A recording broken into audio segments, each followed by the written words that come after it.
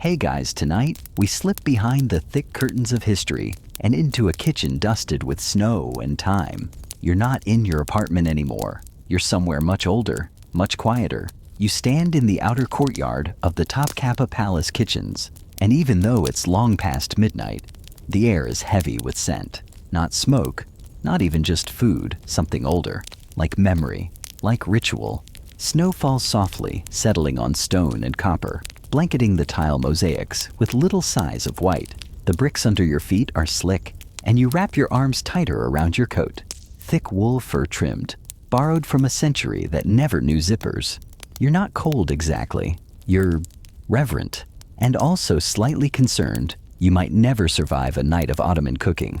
So before you get comfortable, take a moment to like the video and subscribe, but only if you genuinely enjoy what I do here. And hey, let me know in the comments where you're listening from and what time it is for you right now.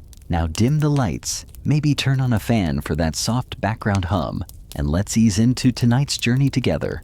You pass through a tall archway where the scent shifts again, earthier, meatier. The palace's Matba-e-Amir. The imperial kitchen isn't a single room, but a complex of domed chambers, one for each category of food. Tonight, only the Solenhain, the ceremonial kitchen, is lit. Lanterns flicker from within, and voices drift out low and steady. You peek through the doorway and find 3 chefs in layered robes and wool caps, each one older than the last. They speak slowly, like they're stirring not just pots, but time itself. The hearth blazes at the center, and above it hangs a cauldron the size of a bathtub. You're invited in with a nod, no words, and offered a stool carved from cedar. One of the cooks reaches for a heavy wooden paddle and begins to stir. This, he says, is konkeshkek. He doesn't look up. You watch the mixture bubble, barley swollen soft with broth, pieces of lamb melting at the edges. A single bay leaf floats like a ship crossing history. The smell alone could make you weep or propose. Traditionally made during weddings and winter festivals, keshkek isn't just food, it's choreography. The meat must surrender, the grains must flour. Some Ottoman towns beat it with wooden mallets in giant mortars to ensure blessings are literally hammered in.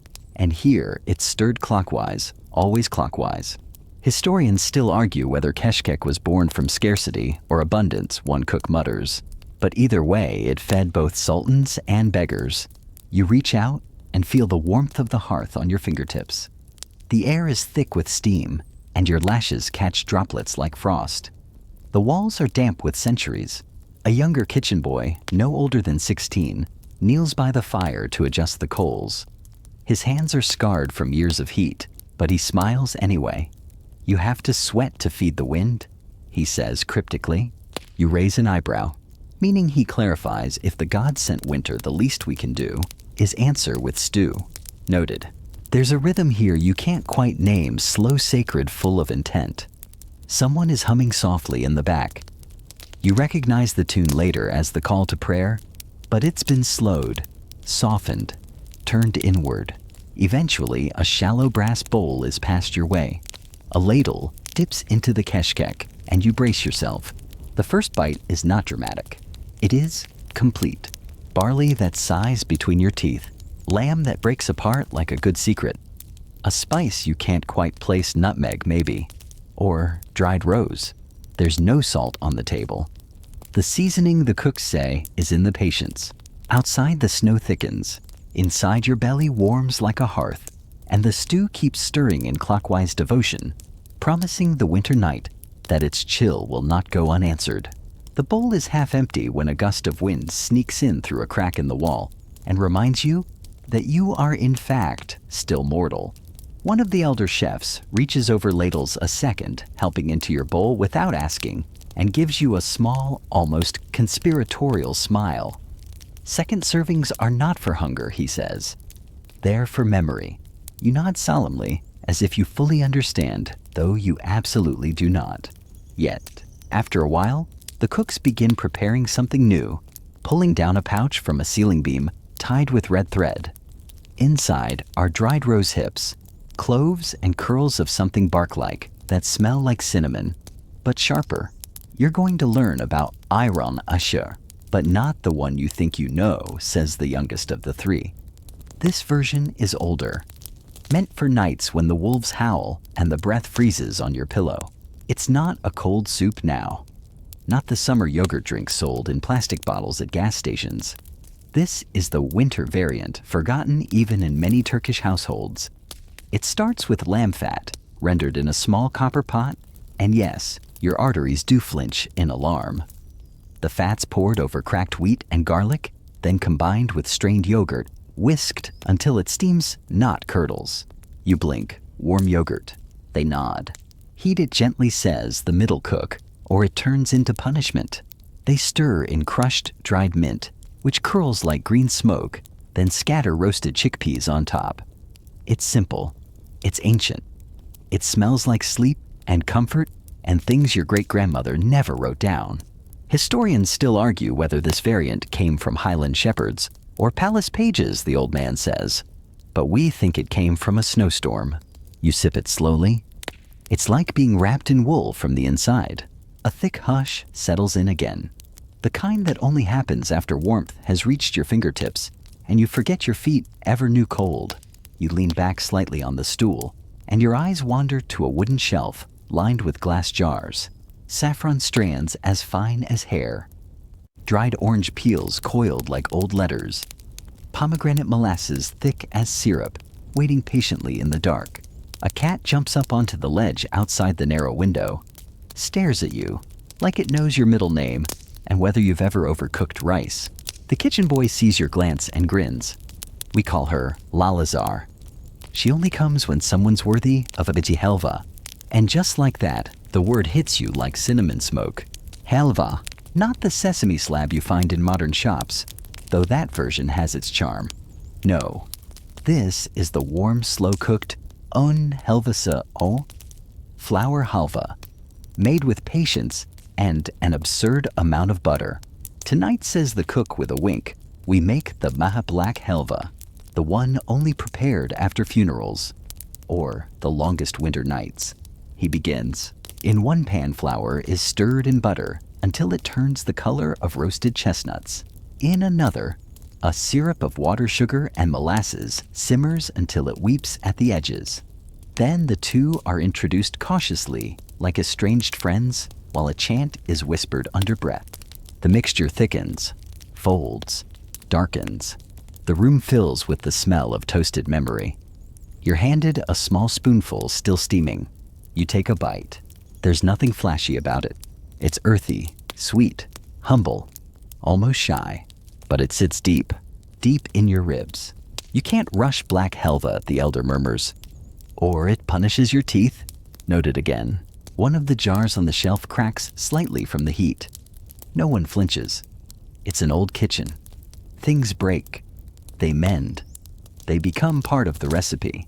As the last spoonful dissolves, the boy pulls a final jar from the shadows. Inside, threads of candied orange peel barely glistening, dusted with clove sugar. It's for the finish, he explains. A garnish never meant for the rich, but for those who made it through the cold without bitterness. You place one on your tongue. It dissolves like a secret being forgiven. Outside, the wind has calmed. Inside, you finally understand what the cook meant earlier. Second servings aren't about hunger. They're about remembering you once tasted something true. And tonight the kitchen remembers you too. You're still savoring the last trace of candied orange when the youngest cook starts rummaging through a deep wooden drawer, humming something tuneless, but strangely hypnotic. With a little triumphant grunt, he pulls out what looks like a thick folded cloth bundle, the kind you'd expect to hide a dagger or a flute. It's neither. It's a rolling mat, smooth oiled wood, wrapped around parchment sheets, browned by age and spice. He unrolls it gently, and nestled inside is a narrow burnished tin container. Inside that dark paste, the color of oversteeped tea leaves, smelling of dates, musk, and cloves. It's called Zadar Kofresi. He whispers like it's a holy word. You're intrigued, possibly a little scared. It was a palace tonic, he explains, but only prepared in the kitchens of winter. For the sultans who couldn't sleep, or wouldn't. The paste, he tells you, is a blend of crushed, dried thyme flowers, roasted walnuts, fermented date molasses, and something called ambergris spice. You try not to ask questions. You really don't want to know where ambergris comes from right now. A sliver is placed on your tongue. The effect is immediate. Warmth not just in your chest, but your temples, your fingertips, your spine. It's like tasting candlelight. Historians still argue whether za'atar kufresi was medicinal or mystical, the old cook chimes in. But what's the difference really when something lifts the weight off your breath? You don't answer. You're busy trying to swallow your own heartbeat. The youngest cook smirks. They say it makes you dream in colors not found on the map. You can believe it. The room tilts slightly like a boat just catching a wind. It's waited for all evening. To ground you, they begin preparing something earthy. Kestane kebaba. Chestnut stew, not the fire-roasted street snack you might expect, but the older, silkier version. Peeled chestnuts, simmered with lamb shoulder cinnamon bark, and quince slices in a terracotta pot, sealed with dough to trap the heat. As it cooks, the pot whistles faintly, like it's trying to keep a secret from boiling over. The steam that rises when they crack the seal is like being wrapped in a history book written in caramel and courage. You taste. The chestnuts melt like memory foam. The quince is tart and honeyed. The lamb don't even get started. It's the kind of softness that makes you question whether teeth are still necessary. Only cooked on the coldest nights, says the middle cook. To remind people they've made it this far, you nod. Because that's the thing with these forgotten Ottoman winter recipes. They're not about hunger. They're about endurance, about surviving another year, another storm, another sorrow, and daring to eat something beautiful anyway. The boy tosses you a tiny loaf, golden spiced, just cool enough to handle. You break it open. Steam escapes like a sigh. Inside, a soft filling of ground, dried apricot crushed pistachio, and a dab of goat cheese aged in ash. It's called zikzakchuri. You're told it was once served during the longest night of the year at the edge of empire towns to ward off spirits and welcome stray travelers. The zigzag was the bread's shape. The taste, however, was a gentle curve of flavor that loops back around your tongue. And just when you think the meal's over, the elder cook claps his hands once. Final recipe, he says. Most forgotten of all. They call it kar sherbeti, snow sherbet. You blink. They nod. Yes, snow. But not just scooped and served. This version starts with rosewater grape must and a hint of vinegar aged in fig leaves. It's boiled chilled and then poured over freshly collected snow, one ladle at a time while everyone in the room holds their breath. Not superstition, just reverence. You take a sip. It's like drinking silence. The flavors don't clash, they echo. Sweet, sour, floral, cold. It settles in your chest like snowfall soft, but deliberate. Made only during certain snows, they explain. Not all snow is worthy. You wait for the heavy, slow kind. The kind that chooses to land. And you realize they're not just feeding you. They're initiating you. This isn't a meal, it's an archive. A way of remembering through your tongue, your stomach, your breath. Because recipes this old, they're not written in books. They're carved into time, passed not in ink, but in muscle memory and scent, and the angle of a spoon. As you lean back, dazed and full, the youngest cook brings you a folded cloth. Inside is a single saffron thread and a tiny slip of parchment. One word, ambekla. Wait, you don't ask what for. You just know. You sleep like a lantern flickering in deep velvet bright for a moment, then gone, then bright again. The kind of sleep that tastes like syrup and snow. And when you wake, it's not with a jolt, but with the softest kind of awareness, as if the air itself is tugging you gently back to the surface. You're still wrapped in a blanket that smells like clove and cedar, and tucked inside your palm is that single strand of saffron and the word bakel. Wait, you do. Not because someone told you to, because you want to see what happens next. Outside the tiled alcove, the kitchen is quieter now. The riot of dishes from last night is gone, replaced by embers and steam, and the low hiss of water warming in a copper pot. A different kind of day is unfolding. The kind made for slow rituals, for Salep, Now, if you've never had salep before, brace yourself because it might ruin every modern drink you've ever known. It's made from powdered orchid tubers, which sounds like something out of a fairy herbarium, but is in fact a real and deeply controversial root. Ground finely simmered in milk and thickened until it clings to the sides of the pot like silk on skin. The first sip, pure nostalgia, even if you've never tasted it before. Soft, warm, nutty, with a thread of something floral that makes you pause. That's the orchid, says the eldest cook. It only grows in frost-kissed soil. Like it wants to bloom in hardship. You nod, because now your chest feels like it's wrapped in flannel. The younger cook is prepping something else, something crisp and golden. Kabak tatlasa. Pumpkin, but not like the kind that gets carved or spiced to death. This version is steamed first, then candied slowly in a syrup made from grape molasses and wild orange peel. It glistens like amber. When served, it's dusted with crushed walnuts and a whisper of mastic powder. You bite in, and instantly, you're 6 degrees warmer. It's not dessert. It's insulation. You say that out loud, the cook laughs. That's what they used to say in Bursa, he replies. Eat 2 slices, and you won't notice the frost until morning. You believe him. Because here's what no one tells you about old winter recipes. They aren't just about flavor. They're about their engineering. Their survival cloaked in luxury. Fat, spice, heat, scent all carefully measured. Not for gourmet pleasure, but for keeping blood warm and spirits high when the sun doesn't rise properly for weeks. One of the women walks in with a small lidded vessel tucked into a basket of snow. She sets it near the fire. The lid is lifted. Inside, mumbar, stuffed sheep intestines. Yes, you flinch a little. But stay with it. They're filled with a rice mix, seasoned with sumac pomegranate molasses, pine nuts, and flecks of dried mint.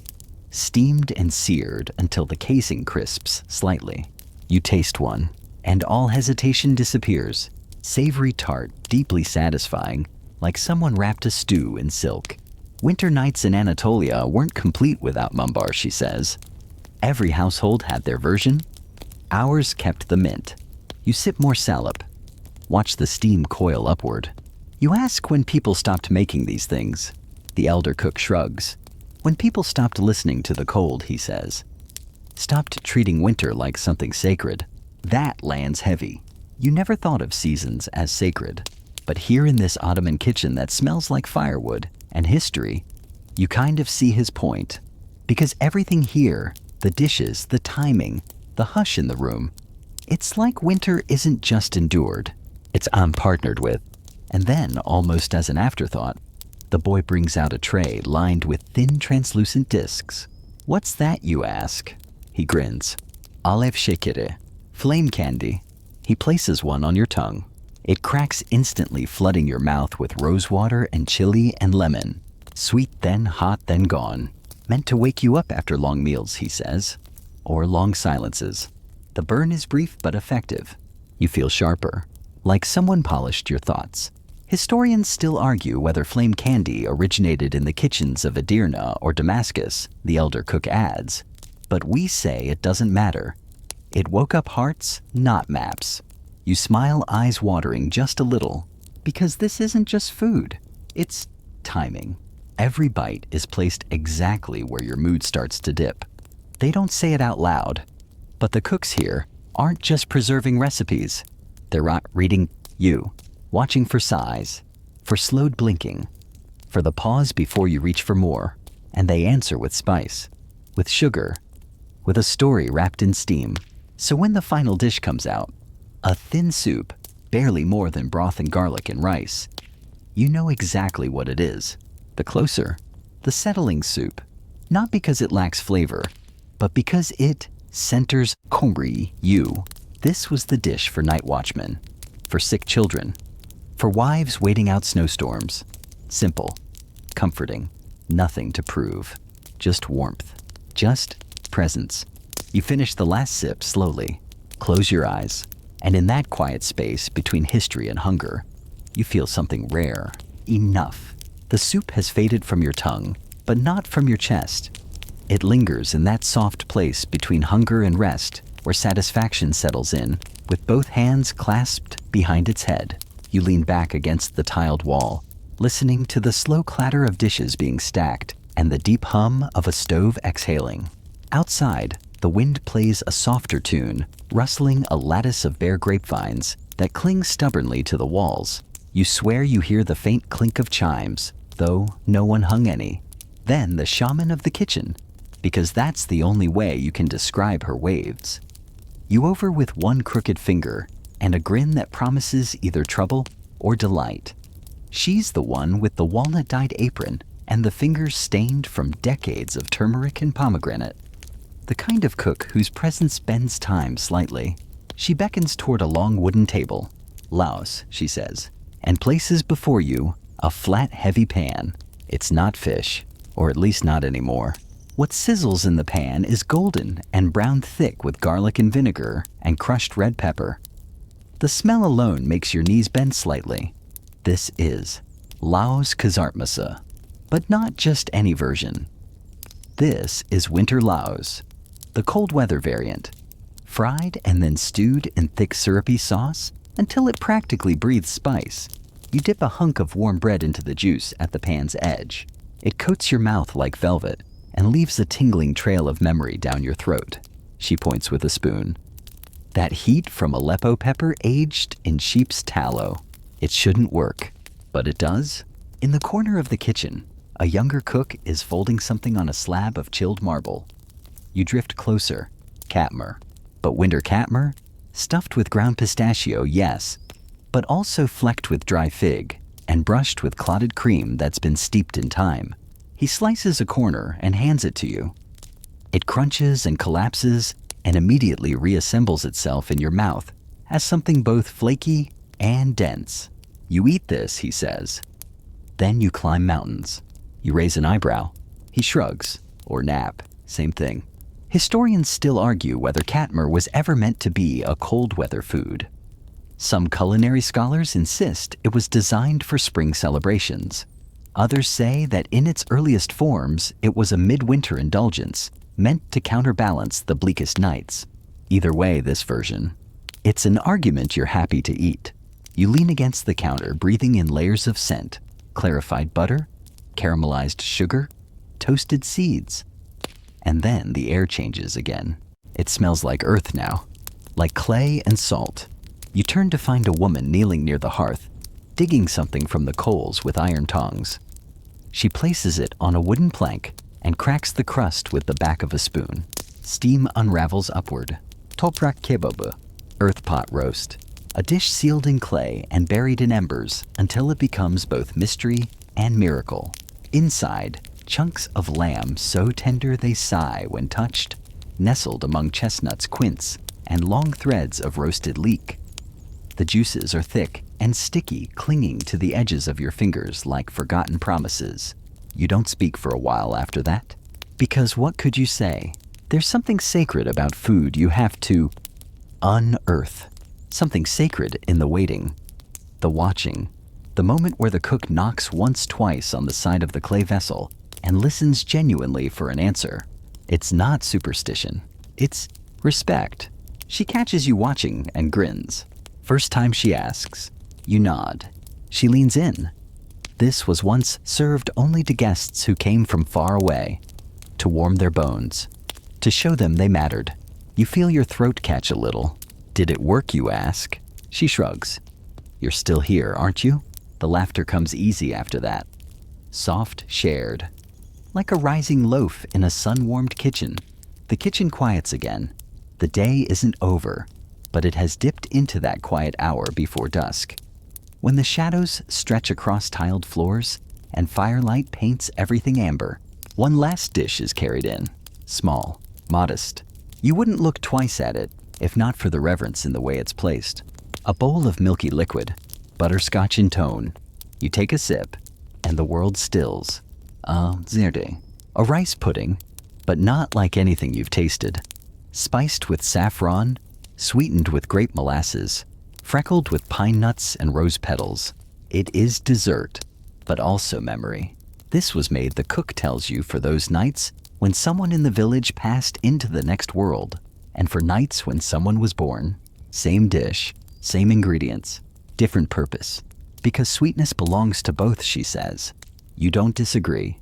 Instead, you finish the bowl slowly. Let it sit behind your ribs. And you feel it there. Warm, simple, eternal. Like a promise made quietly to yourself. That winter will not win. That cold will not harden you. That memory, like saffron, needs time to bloom. The zerd still hums in your stomach like a lullaby you don't need to sing to feel. You step out from the heat of the kitchens into the twilight, beyond where dusk has folded itself into the alleys like thick velvet. There's that moment when you're not sure if the air is getting colder or if your skin just misses the fire. It doesn't matter, because the next chapter of tonight's feast isn't in a palace or a kitchen or a banquet hall. It's down an alley, past a crooked archway, and through a wooden door painted with faded tulips. You duck inside. The scent hits you first, smoke and something darker. Not burnt, but roasted, caramelized, like the edge of a chestnut that's been forgotten for just the right amount of time. This place is different. No gold, no ceramic fountains, just stone walls, wide hearths, and big iron pots hanging like armored moons above fire pits. You blink as your eyes adjust and realize every pot is full of something bubbling, steaming, brewing. And around each pot, a handful of elders moving like clockwork. No words, just ladles and nods and the occasional grunt of agreement. A woman pulls you toward one of the pots and gestures. Inside, the color is rust red, the surface shimmering with oil and suspended flecks of crushed coriander. You lean closer. Keskek. But again, not the version you've seen on Instagram. This is the Deep Winter Kol Keskek, the slowest cooked variant. Wheat boiled with marrow shredded lamb shoulder cinnamon bark and a hint, just a hint of pomegranate molasses. You're handed a carved wooden spoon and a shallow clay bowl. One bite and your mouth goes quiet. Then your brain follows. It's the kind of dish that explains history to your bones without asking permission. You glance around. Every spoon here moves in the same rhythm. Slow, counterclockwise, deliberate, almost ceremonial. That's the rule, someone whispers. You stir keskek only one way. Change direction, and the story changes. You don't question it. Just keep your spoon steady. Historians still argue whether this motion was born of practical need, avoiding air pockets in a thick-grained stew, or whether it was symbolic. A prayer and movement.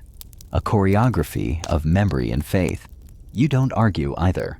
The stew is its own defense. Later, you wander toward the back where another fire is blazing higher than the rest. A man sits nearby, feeding thin branches into the flame. On the griddle above it, dough bubbles and hisses. He flips something, slides it onto a board, brushes it with something green and oily, offers it. Narkozeme, winter style. Stuffed not just with spinach and cheese, but minced lamb walnut sumac and unexpectedly dried mint soaked in vinegar.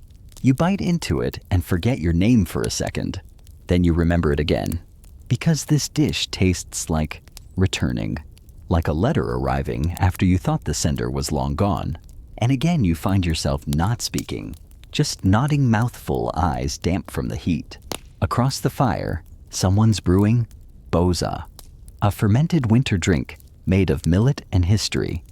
It smells sour and sweet like bread that's trying to become yogurt. You sip. It fizzes softly, tickles your upper lip, and suddenly you understand why Ottoman poets once called it the drink that teaches patience. Because the flavor doesn't hit at first. It unspools slowly, like a conversation with an old friend who tells you what you need to hear only after they finish talking. A child scampers by holding a tray of little brass cups. In them, something black and opaque. You taste it. Licorice, molasses, nokto pekmezi, no, mulberry syrup. Boiled down and stirred with ash. You pause. Ash. Yes, ash. A purifying agent, they explain. Not for flavor, but for clarity. You nod, pretending to understand, even though your tongue is still trying to decode what just happened. This is the magic of forgotten recipes. They're not always friendly, not always cute. Sometimes they challenge you. Remind you that flavor isn't just about pleasure. It's about memory, resistance, defiance. You sit for a while by the biggest pot, where someone's stirring something that looks like lava. and smells like longing. They hand you a bowl. Inside, red lentils, roasted chestnuts, dried apricots, and is that black pepper and clove? You ask what it's called. The woman shrugs. No name, she says. Just winter. You eat it anyway. And as the first spoonful settles in your mouth like a story curling into itself, you realize you don't need the name. The dish knows who it is. It doesn't need your permission. It only needs your attention.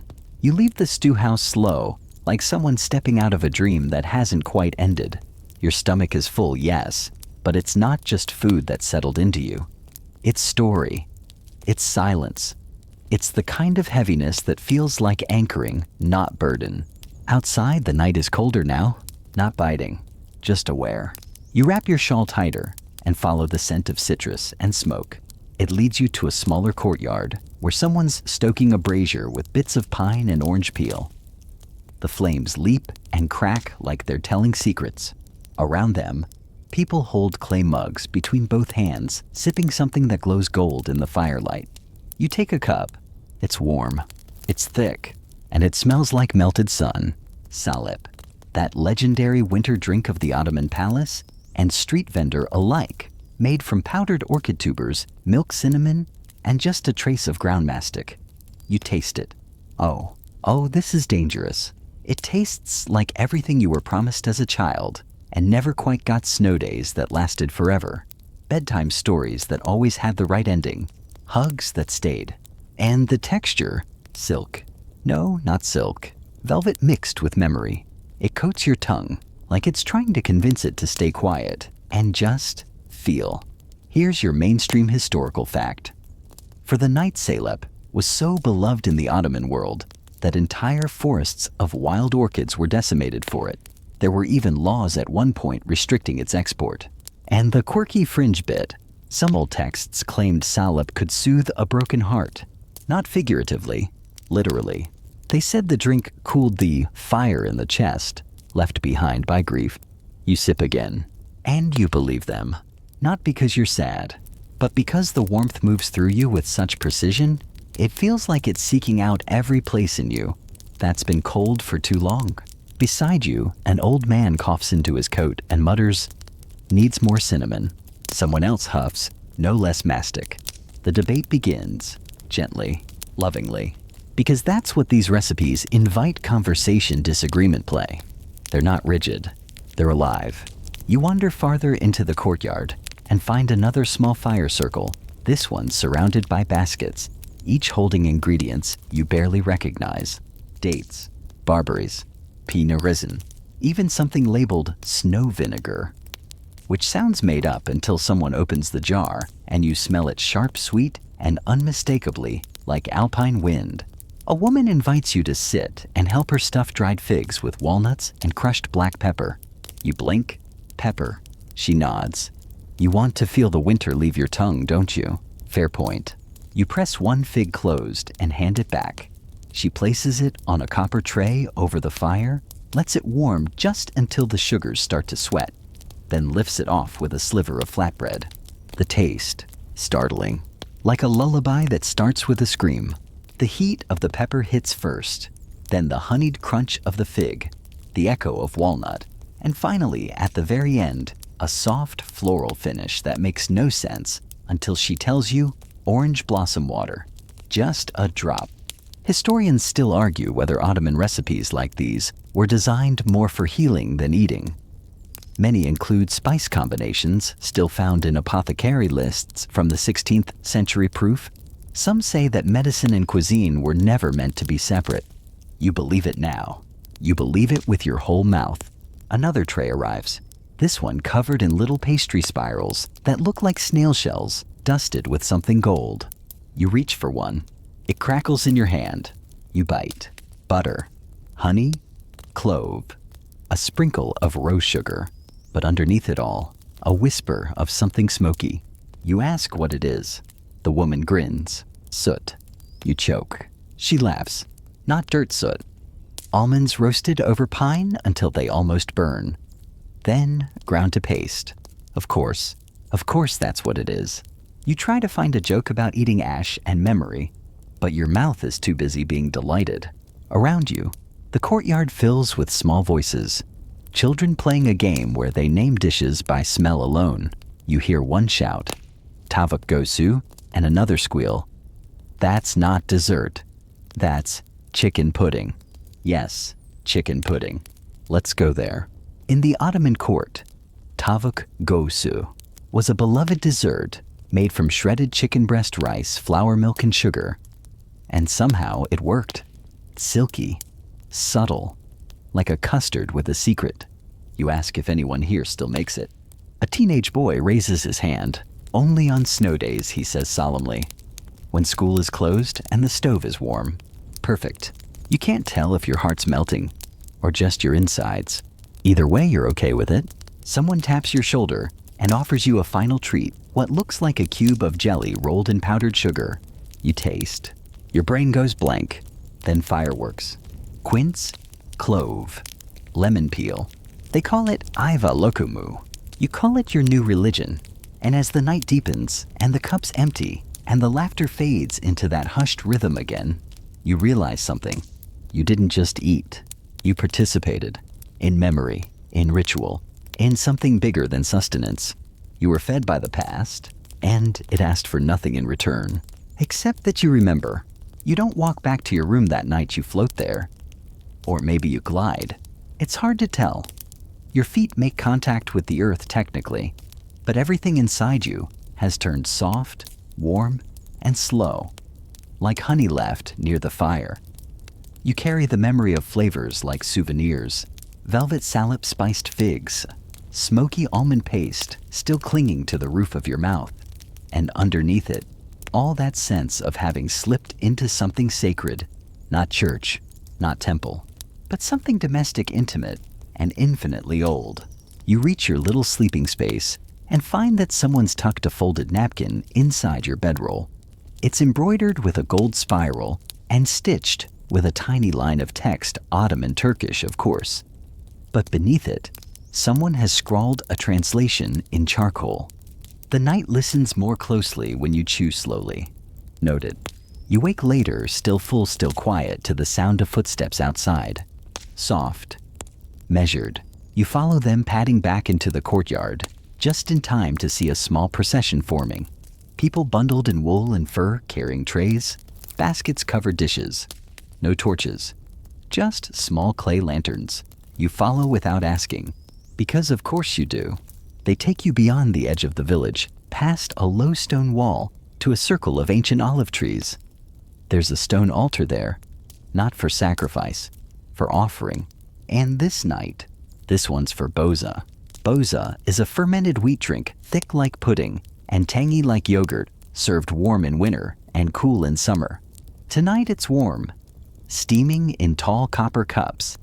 Each person adds a spoonful of cinnamon and a few roasted chickpeas to theirs before raising it to the sky. The air is hushed, reverent, but not solemn. It feels grateful. You join in. The cup is heavy in your hand. The steam paints your face. You take a sip, and your mouth puckers just a little. Sour, sweet, weirdly addictive. Boza's been around since at least the 10th century, probably earlier. The Ottomans loved it. The sultans had their own private boza makers. It was even taxed at one point because people loved it that much. But here's the odd twist. Boza was once alcoholic. Then, during stricter reigns, it was outlawed in its boozy form and reborn as something softer, something gentler, a drink for winter nights. Yes, but also for new mothers, sleepless poets, and kids who wanted something adult but safe. Historians still argue whether the drink was ever meant to intoxicate or simply to comfort. You sip again, and honestly, comfort wins. Across the altar, a girl no older than 6 taps her cup with her father's, then with yours. Sherefe, she whispers, to honor. You clink your cup and whisper it back. Then the boza is poured onto the earth. Not all of it, just enough. A gesture to winter, to what it takes, and what it gives. Someone starts humming, low, melodic. A lullaby, maybe. Maybe a prayer? Others join in, not with lyrics, but sounds. tones, like wind across clay flutes. And suddenly, the space feels enchanted. No more than that, occupied. Like the land itself is listening again. A woman kneels beside one of the trees and unpacks her basket. From it, she takes what looks like thin sheets of dried fruit, sun-wrinkled and amber. She tears a piece, hands it to you. Apricot leather dusted with crushed rose petals and sesame. It's tart and floral and grounded. You close your eyes while you chew and feel it reorient something inside you, like a compass spinning towards something older than direction. It reminds you of another story you heard earlier about a now-lost Ottoman recipe for winter porridge that used no grains, only snow quince paste, pine needles, and something called sleep spice. No one remembers the exact mix, but everyone agrees it made your dreams run smoother. You believe it. Because tonight everything feels smoother. A man walks by with a jar of something glowing red. You ask. He says one word, vishne, sour cherry preserve. He offers you a spoonful. You try not to fall in love. You fail. The sweetness hits first, but it's that sour depth underneath the echo of cold fruit and thyme that makes you exhale like someone just blew warmth down your back. It's perfect. You ask what it's for. He shrugs. Loneliness. Or roast duck. That tracks. Around you, people begin packing up. Not hurried. Not tired. Just finished. They nod to one another. Fold cloths. Pour the last of the boza over the roots of the trees. And slowly, like a tide receding, they drift back toward the village. You linger. Of course you do. You crouch beside the altar, running your fingers over the stone, smooth in places, sharp in others. It smells of citrus smoke and thyme. You whisper a thank you. To what? You don't know, but it listens.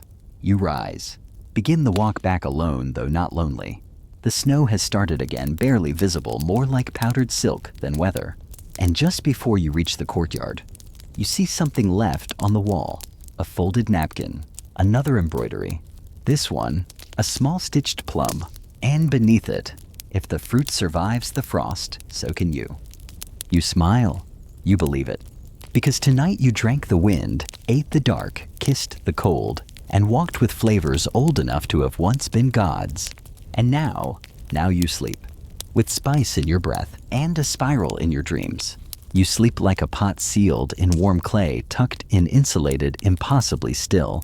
When you finally stir, it's because a strand of light slices through a crack in the shutters and lands directly across your cheek. Morning light, pale and snowy. But inside, everything smells like warm milk, toasted barley, and something roasting slowly enough to qualify as meditative.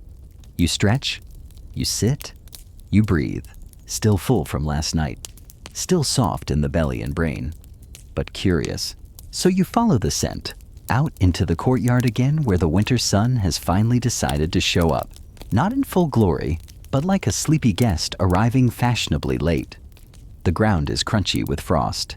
You spot the usual suspects: the carver, the feather string kids, the bundled elders gossiping like the snow can't hear them. But there's something new.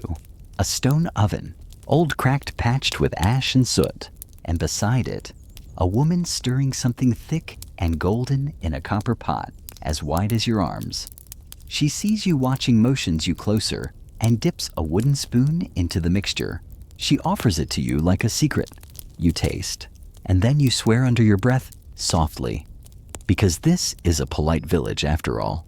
It's helva, but not the store-bought kind. Not the crumbly cube-shaped boxed dessert you find in airports or at awkward cousin weddings. This is kashkul helvasa, a once winter-only, barely remembered variation, reserved for mourners and monarchs kahu alike. It's nutty, creamy, and weirdly calming, made with rice flour, almond milk sugar, and a few mystery spices you're too enchanted to ask about. The warmth spreads through your chest, like someone lighting a fire beneath your ribs. You ask if it's always made this way. She grins. No. Sometimes we bury it in snow overnight. Makes the spirits work harder. Historians still argue whether snow curing was ever an actual Ottoman technique, or just clever folklore for keeping desserts cool.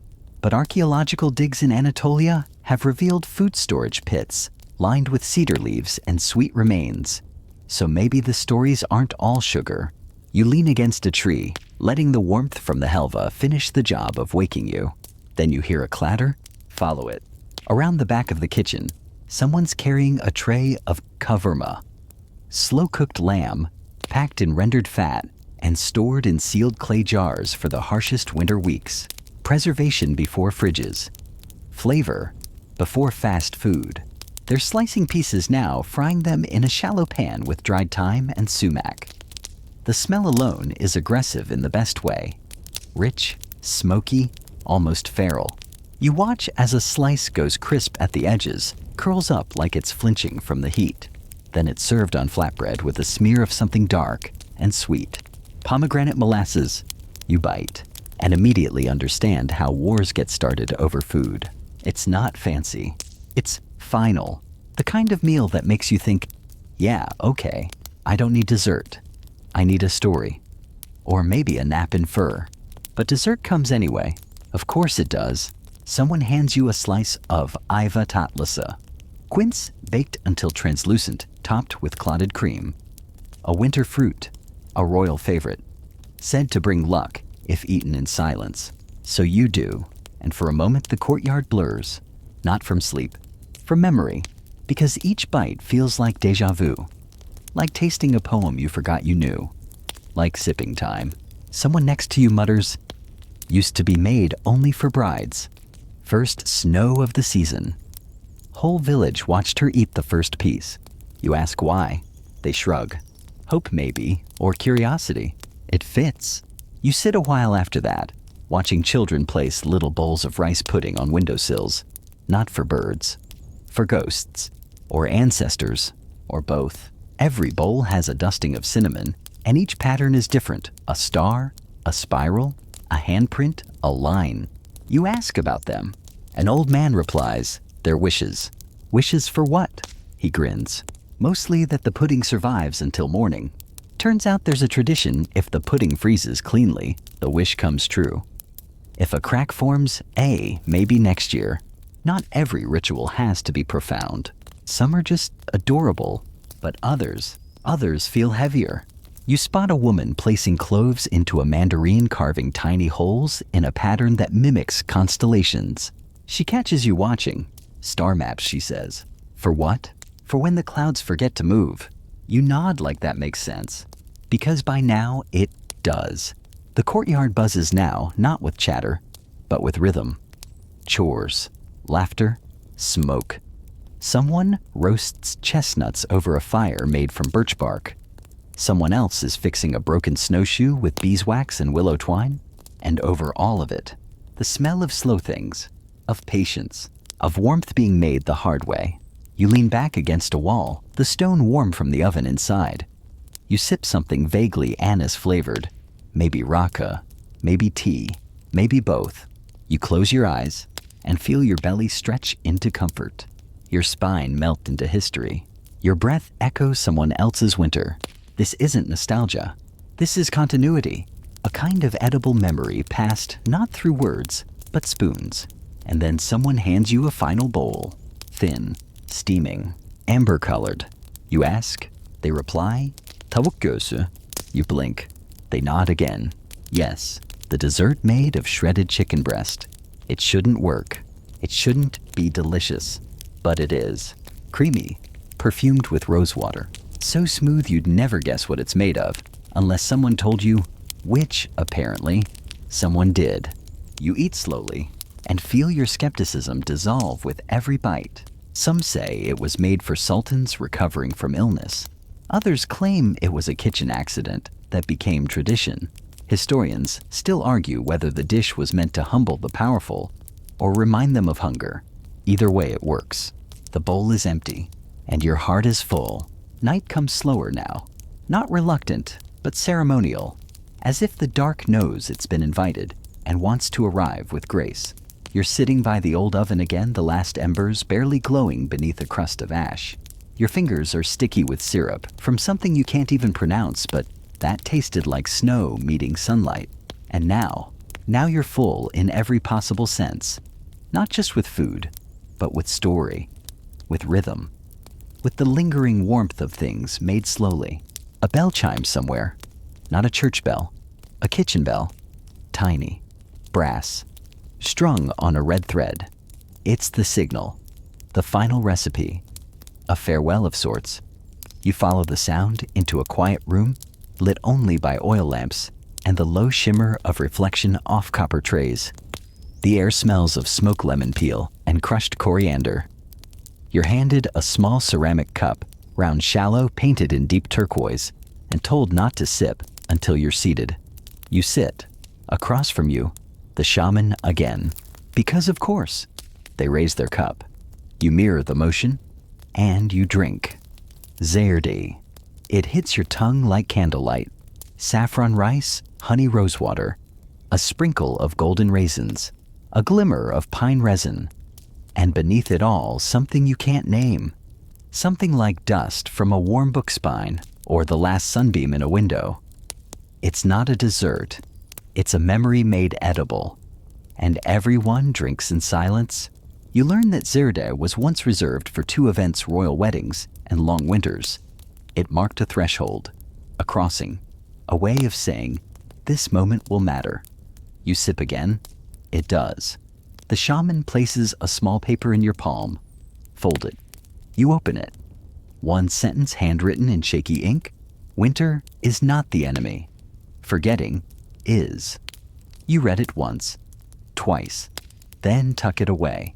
Because that line, like every meal you've had here, feels less like information and more like a seed. Something you'll carry. Something that will bloom later when you least expect it. Around you, the room empties. Quietly. The final spoon is licked clean.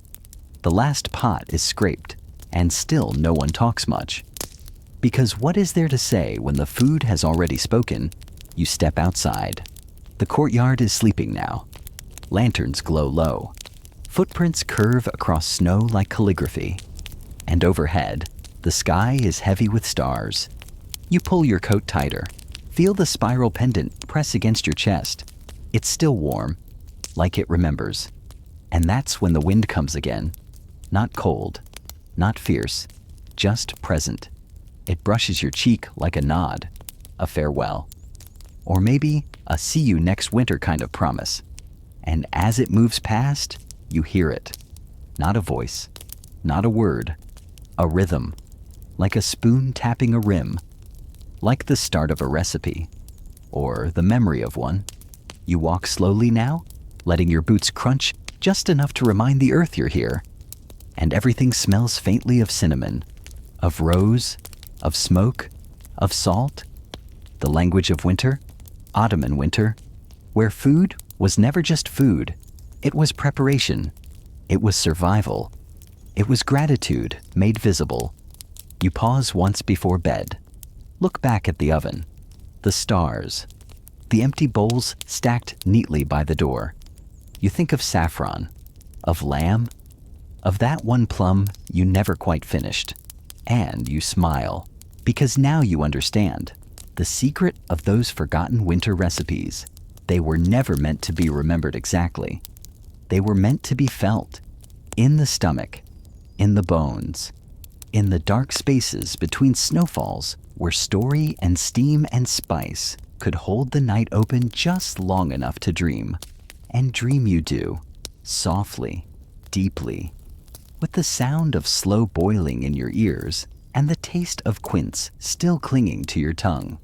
Not just full, not just sleepy, but kept by memory, by food, by winter itself.